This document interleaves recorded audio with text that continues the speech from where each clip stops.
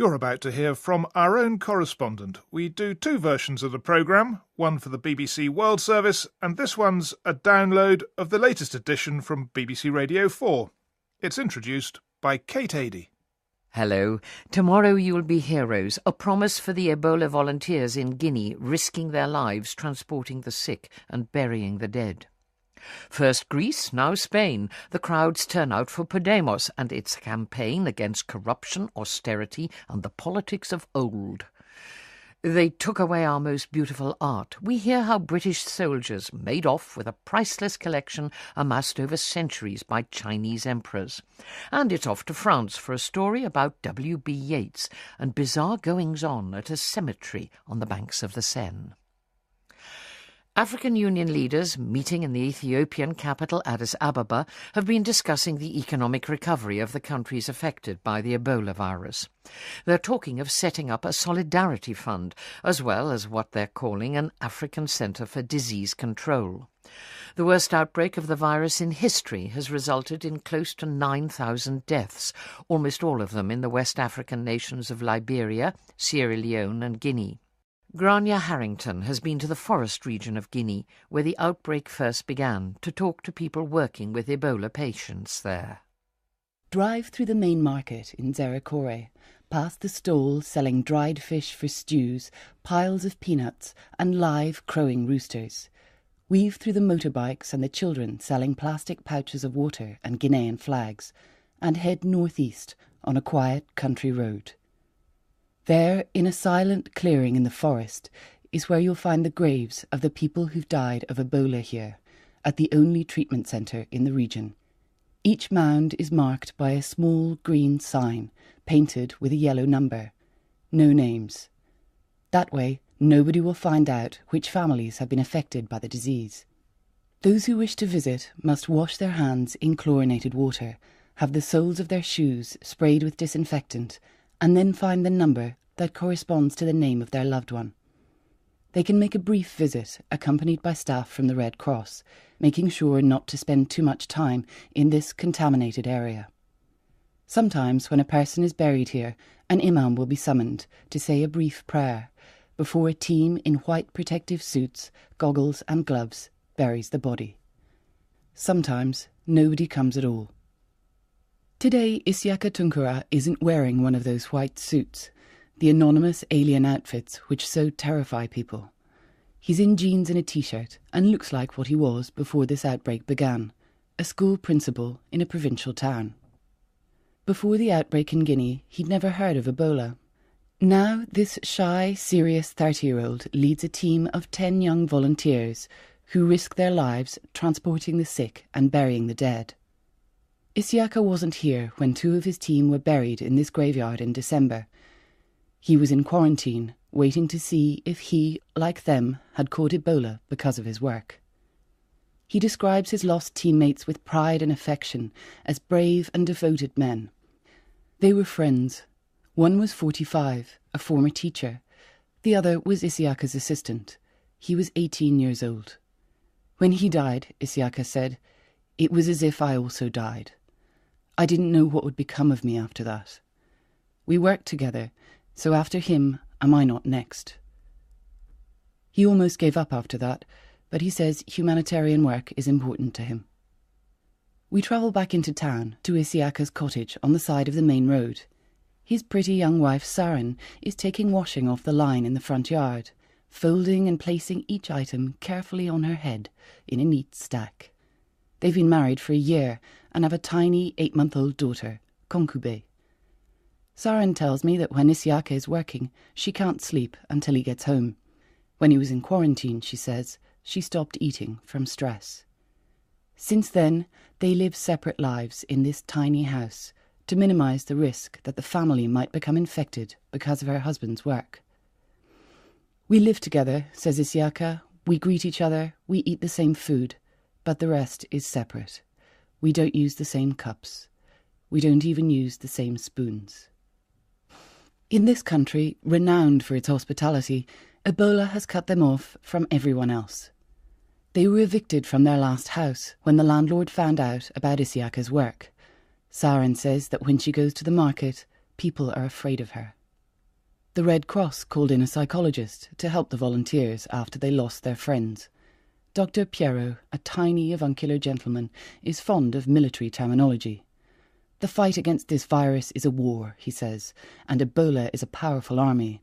It ravages everything in its path. They're soldiers fighting this virus to save the health of the Guinean people. Like any war, Ebola will leave its scars. In a place where family comes first, where people share everything just to get by, the disease has created new and powerful divisions between families, neighbours, communities. We say goodbye to Isiaka and wish him luck. After a week with medical workers fighting this disease, I've lost the instinct to step towards him and shake his hand. But I hope the words of Dr. Piero are true. I tell them, he says, what you're doing isn't understood by the community today. But tomorrow, after Ebola is gone, you will be heroes. Grania Harrington, back now from Guinea in West Africa. Tens of thousands of Spaniards are assembling on the streets of Madrid this morning for a rally organised by the anti-austerity party, Podemos. They, like left-wingers across Europe, have been celebrating the Syriza victory in the Greek elections last weekend. The leader of Podemos said the Greeks are finally going to get a Greek government, not delegates of Angela Merkel. Podemos reckon the result's a good omen for the Spanish election later this year, and Tom Burridge tells us their message is striking a chord with an electorate disenchanted with traditional politics and tired of belt-tightening and unemployment. La casta. It's a word which, not so long ago, had little meaning here in Spain. But it's become part of this country's political dialogue because it's been used repeatedly by a new party called Podemos to describe the country's traditional political and financial elite, who they say are out of touch, corrupt, and much richer than the average Spaniard, who is, after years of recession and austerity, not very well off at all. La casta! Shouted one of our taxi drivers in Valencia at the driver of a BMW, who he thought was driving without caring for anyone else. We were in Valencia for a rally of Podemos supporters. The name means we can. And the truth is, this party of left-wing idealists could, just could, win Spain's general election at the end of this year. They've already turned politics on its head. People have the power. The song booms around the sports hall in Valencia before the leader of Podemos, Pablo Iglesias, arrives centre stage with all the razzmatazz and swagger of a US president. "Yes, we can! Yes, we can!" rings out around the auditorium.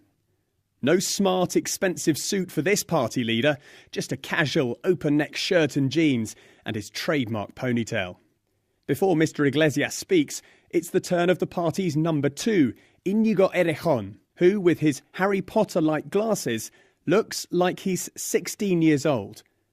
Mr. Errejón is 31, and this university lecturer speaks with passion and conviction, railing against corruption, against the politics of old, against austerity, and against the suffering of Spaniards. Underlying it all is a call for justice. Why have the poor and large middle class suffered during a crisis caused in large part by reckless lending by Spain's banks, often at the behest of equally reckless politicians? "We can't take any more," Luis Cesar, a well-dressed 43-year-old father and telecoms engineer, screams into our camera. "The rich aren't paying enough taxes. Too many people are living below the poverty line." And the analogies with Greece flow through the arena. "Syriza Podemos, unidos venceremos," is the opening line of Mr. Iglesias' speech. In English, "Syriza Podemos, together we will defeat them." And his message to Germany and the other powers of Europe is stark. "You warn of chaos if we win," he bellows. "Chaos is 3 million Greeks without healthcare. Chaos is that a quarter of workers there are poor. And I don't want my country to become Greece. And that's why we need to win." The crowd loves it. And so do many millions of others not in this Valencian sports hall, because Podemos has begun to inch ahead in the opinion polls. In Madrid, under surprisingly warm winter sunshine in the city's main park, I had asked people what they made of their politicians. Unsurprisingly for me, the same word cropped up time and time again. Corrupt, corruption, corruptos, corrupción. The C word flowed thick and fast. And why wouldn't it? As I write, corruption scandals swirl through the pages of the Spanish press. So many, it's hard to keep track of all of them. But politicians rarely resign here, and public trust in them has been seriously eroded. So, enter Podemos, a new, clean party. Yes, its politics will be too radical for many. Podemos is considering imposing a maximum wage. It says it might carry out an audit of the country's growing debt to decide if parts of it shouldn't be paid. At this stage, it's far from clear if it can actually win a general election. But the party's anti-corruption, anti-austerity message is clearly getting through. You might think that an exciting, radical new party with young leaders would be predominantly a party of, yes, the young. But that sports hall in Valencia was packed with people in their 40s, 50s, 60s, and some were much older. Among them was 56-year-old Soledad Ramos.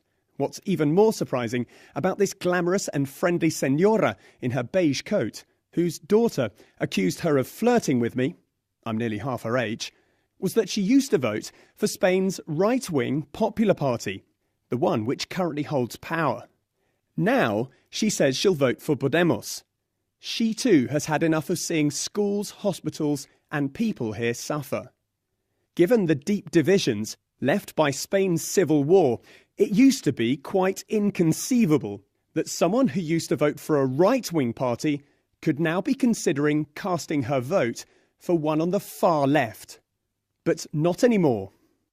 And that's Tom Burridge. 2015 looks like being an important year in British-Chinese relations. The Duke of Cambridge is to visit China, and there's talk of a state visit to Britain by their president, Xi Jinping. China, of course, is becoming an ever more significant trading partner and investor, and we can expect plenty of talk about our bright and mutually enriching future relationship. But will the past cast something of a shadow over this script? There's one place in particular in Beijing which symbolises a deep, unhealed historical wound in relations between our two countries. Chris Bowlby's just been there. There are piles of rubble, fragments of walls and archways hinting at past splendours, pathways leading between open spaces, trees and lakes. You might think this site of the old imperial summer palace in Beijing sounds like a tranquil ancient monument, a place for connoisseurs of Chinese history to while away an hour or two contemplating the passage of time. But where I was, next to the ruins of an ornate fountain, was anything but tranquil. It was swarming with crowds of schoolchildren in uniform and busloads of Chinese adults, hustled along by guides, many from the Culture Ministry, armed with megaphones amplifying their shrill commentary. They were telling the story of how this place, known by the Chinese as Yuanming Yuan, or Garden of Perfect Brightness, was once a spectacular collection of buildings and art. And then, in 1860, a joint British and French force arrived at the end of the Opium Wars and burnt it to the ground. These scorched ruins have been described as China's Ground Zero. They're a potent symbol in the Chinese leadership's patriotic education programme, introduced after the Tiananmen Square protests in 1989. The communists decided they needed a new justification for their rule, so they presented themselves as the party of a strong China, a China that would never again suffer humiliation at the hands of the West. But this is not just about burnt buildings, it's also about many thousands of lost works of art. I was given a personal historical lecture by one stocky, defiant visitor dressed in a simple Mao suit, adorned with army medals dating from the 1950s Korean War. Not only did British soldiers destroy this place, he told me, they also took away our most beautiful art.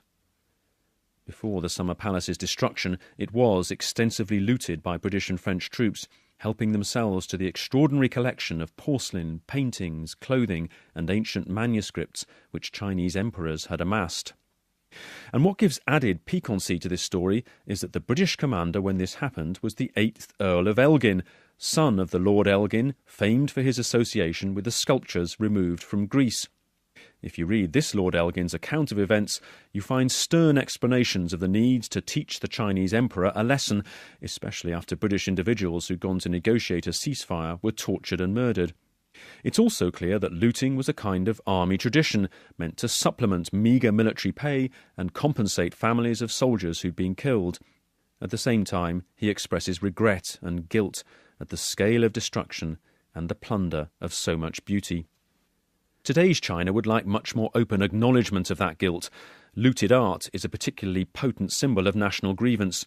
Imperial collections might once have been despised by communists. Much art was destroyed by Red Guards during the Cultural Revolution of the 1960s and 70s. But today's government in Beijing has been building lots of new museums to encourage its idea of patriotism and wants to fill them with Chinese cultural treasures. Retrieving some of the Summer Palace loot would help. The first task is to find out where it all ended up. Outside the main library in Beijing, I met Liu Yang, a restless researcher who spent 15 years tracking things down. He flipped open his laptop to show me hundreds of images of items from the Summer Palace, now in British and French homes and museums, or surfacing in Western auction catalogues, where they sell for huge amounts. He told me he gives talks to Chinese adults and schoolchildren, where he shows them pictures too of a Pekingese dog, the first of its breed to reach Britain. It was taken by a soldier from the Summer Palace, presented to Queen Victoria, and named, somewhat insensitively, Looty. Its portrait still hangs in the Royal Art Collection. Most Chinese I saw at the Summer Palace site were fixated on another kind of animal image, carved heads of zodiac animals looted in 1860. Lots of eager visitors were photographing replicas of the heads in a souvenir shop. Unfortunately, the shop didn't have one souvenir I'd heard about, a national humiliation cigarette lighter designed to remind Chinese smokers of Western cultural crimes. But the site as a whole, buzzing with activity and indignation, suggests this moment in history and the awkward legacy it's left behind remains firmly at the forefront of modern Chinese minds. Chris Bowlby there. And he's made a documentary about the destruction of the Summer Palace. You can hear it on Radio 3 tomorrow evening at 6:45. Next, one of the most isolated nations on Earth. Bhutan, a country of some 750,000 people, is sometimes described as the last surviving refuge of traditional Himalayan Buddhist culture. And its government is keen to preserve it. It's worked hard to keep foreign influences at bay. In the past, surrounded as it is by some of the biggest mountains of the world, this has been a relatively easy task. But today, with the internet and television providing windows onto the rest of the world, and with tourist numbers on the rise as well, there are mutterings that a unique heritage is under threat. Mark Rickards has been to investigate. Any visit to Bhutan has to begin with a rather unnerving aerobatic manoeuvre. Approaching the country's only international airport at Paro, the pilot announces that there will be what he describes as a rather steep turn, assuring us that this is perfectly normal. What soon becomes apparent is that there's no straight line up for the runway due to a mountain in the way, maybe not surprising in a place often described as a hidden Himalayan kingdom. It's an extraordinary arrival in an extraordinary country. Bhutan has for years been protected, not only by its isolated location, but by its policy of keeping strict control over access to the outside world. But now things are changing. The internet has brought Facebook and Twitter, and the Bhutanese are proving keen to get connected. The outside world, at last, has a way of infiltrating the kingdom of the Thunder Dragon. This leaves their precious cultural life at risk. Bhutan is famous for colourful and noisy festivals, a part of its rich Buddhist history, with ceremonial chanting, dancing and celebrations which often last for days. I'm on my way to witness the festival called Yurayakcho, an annual event which takes place in the remote Yura Valley, a day's drive from the capital Thimphu. I need to time my journey carefully, as part of the modernisation of the country includes the completion of a new road going east to west across Bhutan, and it's closed twice a day to allow the blasting to go ahead. Queues build up as people wait patiently amongst the diggers and piles of gravel, listening to the distant thumps as the hillside is dynamited. After getting past these roadblocks and crossing some of the high passes, there's a surprise, a modern town, complete with row upon row of suburban-looking flats. I'm told that a whole village is being moved and rehoused in these rather unprepossessing surroundings. It's not what I expected, progress in the form of a grid of tower blocks in an otherwise pristine Himalayan landscape. The country continues to defy any stereotypes I might have been harbouring. After a long descent into the Yura Valley, I find my hotel has been built on a Swiss model, complete with a wood-burning stove in each cosy cottage built around a little garden. It's a gentle, bucolic scene, and the owner speaks perfect English. I don't feel as if I'm in a place far from home, and I'm beginning to wonder if Bhutanese cultural life has already quietly evaporated. As night falls, I am taken up to the monastery at the heart of the village. The wind has picked up, and the prayer flags are flapping madly in the chill mountain air. In the courtyard, a group of dancers begin to sway and turn to a hypnotic rhythm.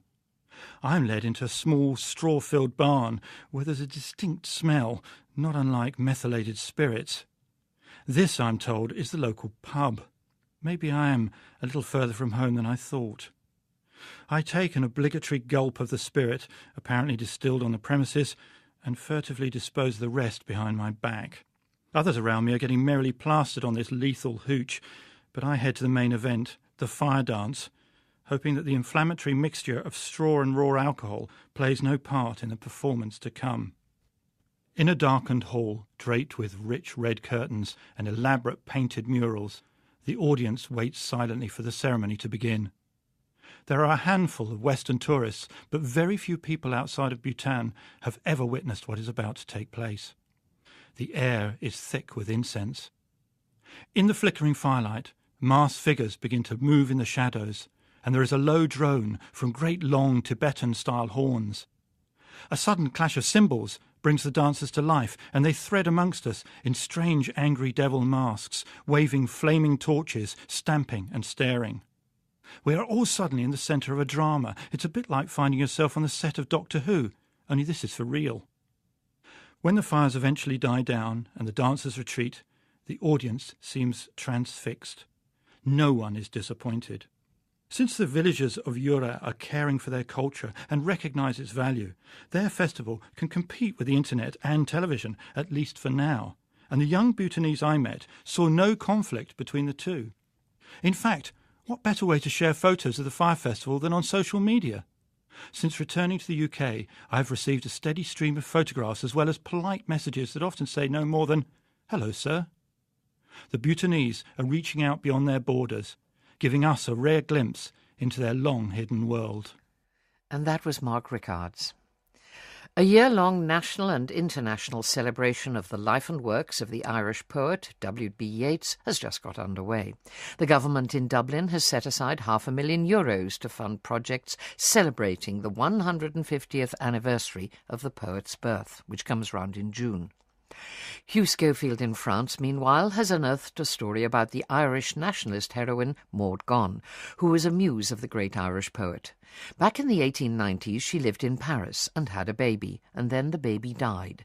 But let's have Hugh take up the tale. When I was growing up in Dublin in the 1970s, the memory of Maud Gonne was still very present. She'd been dead less than 20 years. The name brought back the heady, romantic days of pre-1916 Ireland and the burgeoning movement for cultural and political freedom. Maud Gonne wasn't even Irish. She was the daughter of an English soldier, but having lived in Ireland as a youngster, she adopted the cause with an all-consuming passion. Maud Gonne was also Yeats's inspiration, obsession and muse. They never married. They may never have had a physical relationship, but they were soul brother and sister, and many of Yeats's poems about women, "Tread softly because you tread on my dreams," are about the actress, activist, and indeed fellow spiritualist, who he first met in 1889. Now, the story I have to tell is set in Paris, or near Paris, which is where Maud Gonne was living at this time. She'd taken as a lover an older man, a right-wing French politician called Lucien Millevoye. She was an Irish nationalist, he was a French nationalist, obsessed with recovering Alsace and Lorraine from the Germans. They were both, incidentally, also nastily anti-Semitic, and later sided against the Jewish officer Dreyfus in the famous spying affair. Anyway, in 1890, Maud Gonne had, with Lucien Millevoye, a baby boy, George. She didn't tell Yeats this fact, and he, poor sap, persisted in thinking that the baby was adopted. But then, in 1891, the baby boy died. Maud had him interred in a mausoleum which she had specially built in the cemetery at a place called Samois-sur-Seine. It's a little riverside town about 30 miles south of Paris, and like other well-off Parisians, Maud rented a house there. I came across George Gone's story recently when I was reading Yeats's biography by the Irish historian Roy Foster, but I was intrigued by what followed. According to Foster, 2 years after the baby's death, Gone did something most extraordinary. She was, as I have said, a spiritualist. More accurately, we should probably say a theosophist. She believed there were mysterious forces to be discovered governing the universe, and among these forces was the eternal human soul. Grief-stricken, Gone asked a theosophist friend if it was true that a baby's soul could be reincarnated. On being told yes, it was, she then contacted Lucien Millevoye, from whom she had now separated, and they made a rendezvous at the mausoleum at Samois-sur-Seine. And there, in the crypt, next to George's little coffin, the two of them had sex, the express aim to create a new body for the dead baby's spirit. Well, this had to be investigated. I contacted some Yeats scholars, and they corroborated the story. Yeats later wrote that Gone had told him that she made love with Millevoye next to the coffin, and why would she make it up? Plus, there's the uncontrovertible fact that 9 months later, in September 1894, Maud did indeed have a baby, her daughter Isolde, later a tragic figure in her own right. I called the mairie, the town hall at Samois-sur-Seine, to ask if they were aware of this odd tale concerning their cemetery, whose other famous occupant, by the way, is the jazz guitarist Django Reinhardt. By the purest fluke, I got put straight through to a local councillor, Josette Dufour, who knew exactly what I was talking about. "Venez voir," she said, "come and see." And so, on a winter's day, there we were, fumbling with a key at the Gone Mausoleum, a Grecian-style edifice in white stone, taking up the space of a large garden shed. Inside there are 2 metal panels on the ground, padlocked. Lift them, and there, on a trestle table in a corner of the cavern beneath, extraordinary to behold, the small wooden coffin of baby George, exactly as it must have been left in 1891. And here, the metal ladder down which Maud Gone and her mustachioed and possibly slightly bewildered older lover Lucien Millevoye climbed. And somewhere in that small space, next to the corpse of her 1-year-old toddler son, the couple contrived to couple. And that was Hugh Schofield on Maud Gone, whose life reads like a novel. More stories of all sorts in our editions on Thursday and Saturday of next week. Do join us. Goodbye. Who've died of Ebola here, at the only treatment centre in the region. Each mound is marked by a small green sign, painted with a yellow number. No names. That way, nobody will find out which families have been affected by the disease. Those who wish to visit must wash their hands in chlorinated water, have the soles of their shoes sprayed with disinfectant, and then find the number that corresponds to the name of their loved one. They can make a brief visit, accompanied by staff from the Red Cross, making sure not to spend too much time in this contaminated area. Sometimes, when a person is buried here, an imam will be summoned to say a brief prayer before a team in white protective suits, goggles and gloves buries the body. Sometimes, nobody comes at all. Today, Isiaka Tunkara isn't wearing one of those white suits, the anonymous alien outfits which so terrify people. He's in jeans and a t-shirt and looks like what he was before this outbreak began, a school principal in a provincial town. Before the outbreak in Guinea, he'd never heard of Ebola. Now this shy, serious 30-year-old leads... You're about to hear from our own correspondent. We do 2 versions of the programme, one for the BBC World Service, and this one's a download of the latest edition from BBC Radio 4. It's introduced by Kate Adey. Hello. Tomorrow you'll be heroes, a promise for the Ebola volunteers in Guinea risking their lives transporting the sick and burying the dead. First Greece, now Spain. The crowds turn out for Podemos and its campaign against corruption, austerity and the politics of old. They took away our most beautiful art. We hear how British soldiers made in the West African nations of Liberia, Sierra Leone and Guinea. Grania Harrington has been to the forest region of Guinea, where the outbreak first began, to talk to people working with Ebola patients there. Drive through the main market in Zerikore, past the stalls selling dried fish for stews, piles of peanuts, and live crowing roosters.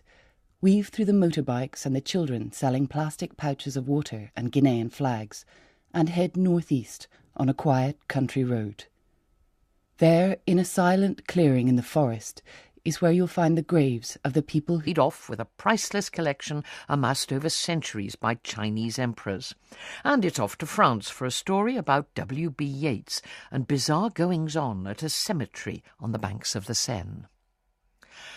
African Union leaders meeting in the Ethiopian capital Addis Ababa have been discussing the economic recovery of the countries affected by the Ebola virus.